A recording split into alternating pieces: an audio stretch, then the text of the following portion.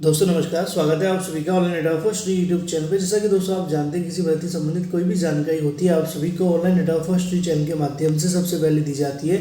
इस वीडियो में हम बात करने वाले हैं कई बड़ी और लेटेस्ट अपडेट के बारे में, जिसको लेकर एक एक करके सारी जानकारी हम कवर करेंगे। लेकिन उससे पहले अगर आपने अभी तक इस चैनल को सब्सक्राइब नहीं किया है तो चैनल को सब्सक्राइब करके बेल आइकन को दबा लें, जिससे कि जानकारी आप सभी को मिलती है, वो भी रियल एंड ऑथेंटिक। चलिए दोस्तों वीडियो शुरू करते हैं। लाइक और शेयर करना तो बिल्कुल ना भूलें।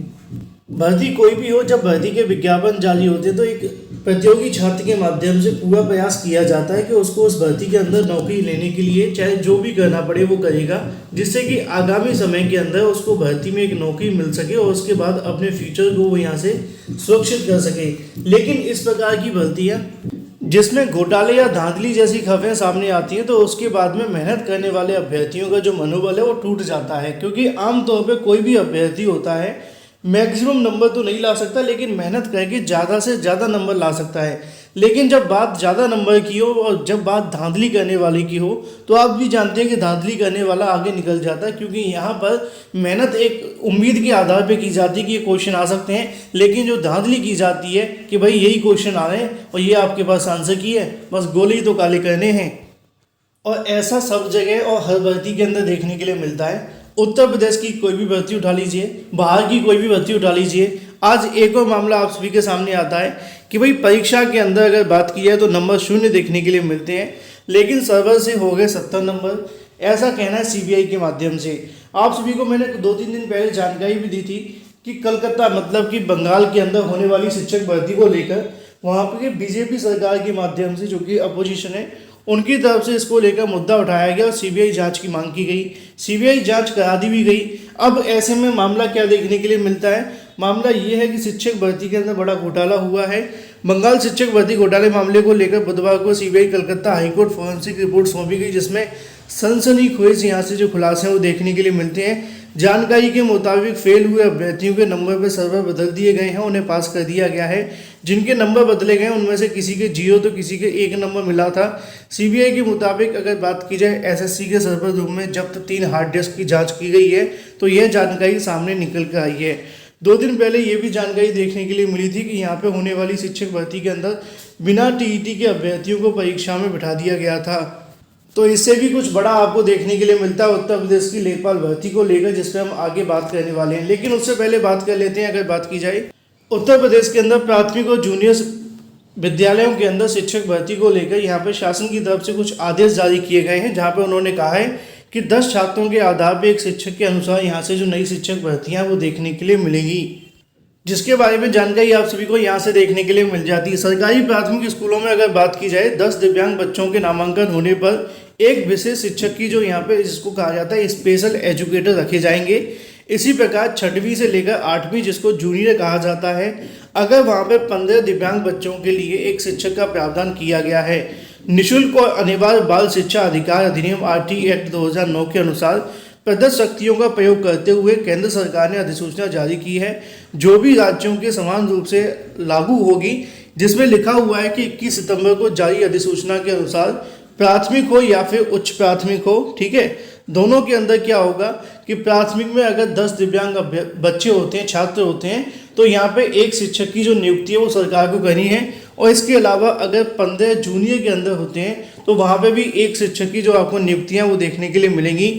नीचे लिखा हुआ है कि अधिकतम 4 स्कूलों का क्लस्टर बनाकर तदर्थ या फिर विशेष उपबंध के अधीन भ्रमणकारी विशेष शिक्षक रखे जा सकेंगे।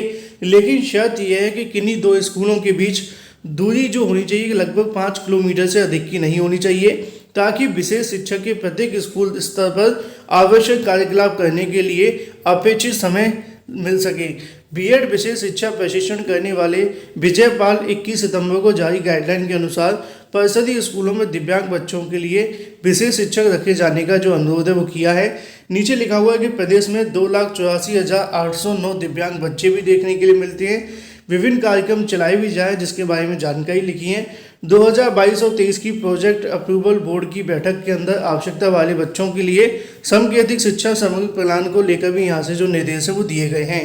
अब देखना ये होगा कि कब तक इनकी जो भर्तियाँ वो देखने के लिए मिलती हैं। तो उत्तर प्रदेश के अंदर प्राथमिक और जूनियर जो शिक्षक भर्ती देखने के लिए मिलेंगी, जहां पे विशेष शिक्षकों को रखा जाएगा दिव्यांग बच्चों के लिए, जहां पे प्राथमिक में 10 और जूनियर में 15 देखने के लिए मिलते हैं। वहीं बात की जाए अपनी अगली अपडेट के बारे में, जो कि संबंधित है प्राथमिक शिक्षक भर्ती को लेकर शिक्षा मंत्री के बारे में। आप जानते हैं कि जब जब प्राथमिक भर्ती की बात आती है तब तक शिक्षा मंत्री जी घेरे में आ जाते हैं। उसकी खास वजह यह है कि लगातार बहुत सारे मामले लटके हुए हैं प्राथमिक शिक्षक भर्ती को लेकर। उन्हीं में से 69,000 शिक्षक भर्ती देखने के लिए मिलती है। लिखा हुआ 69,000 शिक्षक भर्ती के अभ्यर्थियों के माध्यम से एक बार फिर से बेसिक शिक्षा मंत्री के आवास का घेराव किया है।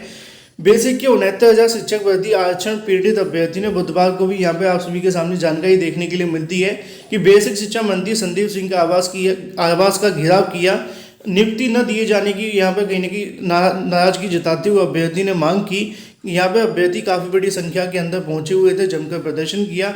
इस मौके पर मौजूद भारी पुलिस बल ने उन्हें हटाया और धक्का मुक्की देखने के लिए मिली। अभ्यर्थी ने बताया कि चयनित सूची के 9 महीने हो जाने के बावजूद अभी तक यहाँ पे अभ्यर्थियों की कोई भी नियुक्ति देखने के लिए नहीं मिली है। कई बार आंदोलन किया, मुख्यमंत्री से लेकर मंत्रियों तक, विभाग के कार्यालयों तक और भी तमाम प्रदर्शन करे, लेकिन सब जगह से मिला तो वो आश्वासन। नियुक्ति देने की प्रक्रिया शुरू नहीं की जाती। अभ्यर्थी ने बताया कि जब तक नियुक्ति शुरू नहीं करते उनका आंदोलन जारी रहेगा और बार बार इसी तरह बेसिक शिक्षा मंत्री जी के आवास का घेराव भी करते रहेंगे। अब देखना ये होगा कि शिक्षा मंत्री क्या करते हैं, क्योंकि शिक्षा मंत्री के हाथ में कुछ ज़्यादा होता नहीं है और ये वाले शिक्षा मंत्री तो बिल्कुल या फिर कुछ भी बोलना नहीं चाहते हैं। चलिए बात कर लेते हैं अपनी अगली अपडेट के बारे में, जो कि संबंधित है लेखपाल भर्ती को लेकर।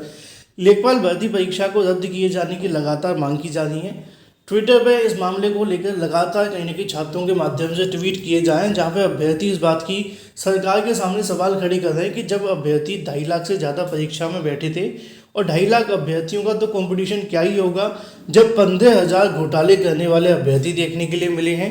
इसके संबंध में वरुण गांधी के माध्यम से भी ट्वीट करके इसके बारे में जानकारी देखने के लिए मिली है, जिसका उनका कहना है कि लेखपाल भर्ती परीक्षा में सॉल्वर गैंग से जुड़े 15,000 अभ्यर्थी बैठे हैं। किसी परीक्षा में अगर 15,000 अयोग्य अभ्यर्थियों का चयन संघर्षशील और प्रतियोगी छात्रों की कड़ी मेहनत और त्याग पर पानी फेरने जैसा है। इन संदिग्धों को पहचान नहीं हुई तो छात्रों का चयन प्रक्रिया से विश्वास उठ जाएगा। नीचे लिखा भी हुआ है कि लेखपाल भर्ती को लेकर 15,000 से ज़्यादा अभ्यर्थी संदिग्ध हैं। इस मामले को लेकर लगातार कहीं ना कहीं सवाल खड़े किए गए थे। जब पेपर हुआ था उसी समय पर छात्रों के माध्यम से इसको लेकर विरोध किया गया था। उस समय ना तो सरकार ने सुनी और ना ही इसको लेकर किसी और ने सुनी। जब ये मामला काफ़ी ज़्यादा गंभीर हो गया उसके बाद में कहीं ना कहीं सरकार इसको लेकर मौन हो गई। अब अभ्यर्थी जब चुप हुए तो यहाँ पे जानकारी मिली कि 15,000 से ज़्यादा लेखपाल के अंदर बैठे हैं। तो देखो 15,000 जब अभ्यर्थी बैठेंगे ना, और इसमें से अगर 6,000, 4,000, 5,000 भी अगर चयनित हो जाती है तो मेहनत करने वाले अभ्यर्थियों को 2,500 सीट मिल भी गई तो क्या होगा, 6 साल 7 साल बाद भर्तियाँ आती हैं।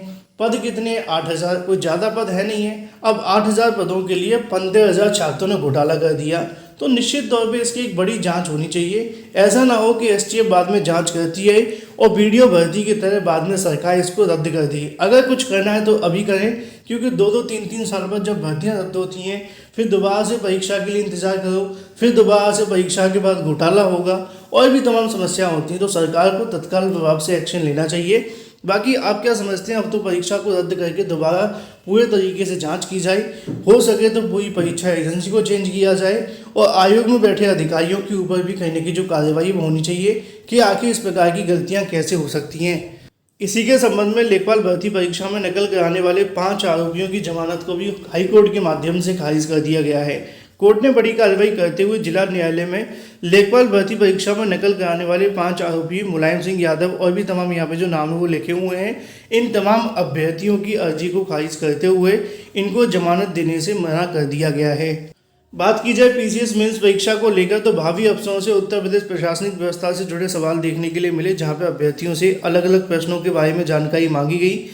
नीचे लिखा हुआ है, अगर बात की जाए क्वेश्चंस को लेकर तो आप चाहें तो इसका स्क्रीनशॉट लेकर पढ़ भी सकते हैं। बात कर लेते हैं प्रवर अवर सहायक पूर्ति निरीक्षक के बारे में, मतलब यूडीए एलडीओ को लेकर परिणाम घोषित हो चुका है। परिणाम के संबंध में कल आप सभी के सामने नोटिफिकेशन भी दिखाया गया था, जहां पे अगर बात की जाए एसटी, ओबीसी और ईडब्ल्यूएस की जो कट ऑफ है वो 86.75% देखने के लिए मिली है। इसके अलावा और भी यहाँ पे जो कट ऑफ है वो लिखी हुई है, क्योंकि पदों की संख्या यहाँ पे सिर्फ 79 थी, कितनी थी 75 कुछ ऐसी थी, जहाँ पे अभ्यर्थी जो चयनित किए गए वो 189 के समथिंग है। वीडियो को लाइक कर दें, साथ ही शेयर कर दें और चैनल को सब्सक्राइब कर लें।